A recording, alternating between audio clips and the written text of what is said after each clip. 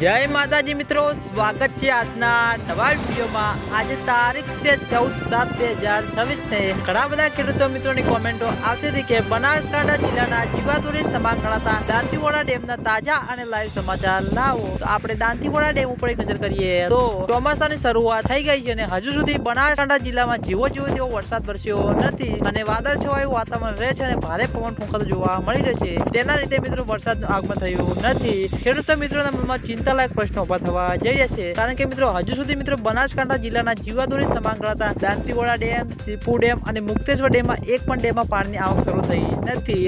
જેના લીધે ખેડૂતો મિત્રોના મનમાં ચિંતાલાયક પ્રશ્નો ઉભા થવા જઈ રહ્યા છે કે શું આ વખતે બનાસકાંઠા જળાશયમાં પાણીનું આગમન થશે કે નહીં। ચોમાસાના દિવસો ધીરે ધીરે આગળ વધતા જોવા મળી રહ્યા છે અને હજુ સુધી મિત્રો જેવો તેવો વરસાદ વરસ્યો નથી અને તેના લીધે ખેડૂતો મિત્રોના મનમાં ચિંતાલાયક પ્રશ્નો ઉભા થતા જોવા મળી રહ્યા છે। ખેડૂતો મિત્રોની આશા છે કે જેમ બને તેમ ઝડપી બનાસકાંઠા જિલ્લામાં વરસાદનું આગમન થાય અને બનાસકાંઠા જળાશયો ભરાતા થાય। તો મિત્રો આજના વિડીયોમાં આટલું હતું। તમે બધા અમારી ચેનલ ઉપર નવા હોય તો વિડીયોને લાઈક કરી દેજો, કોમેન્ટ કરી દેજો અને ચેનલને સબસ્ક્રાઇબ પણ કરી દેજો। તો મિત્રો જય માતાજી।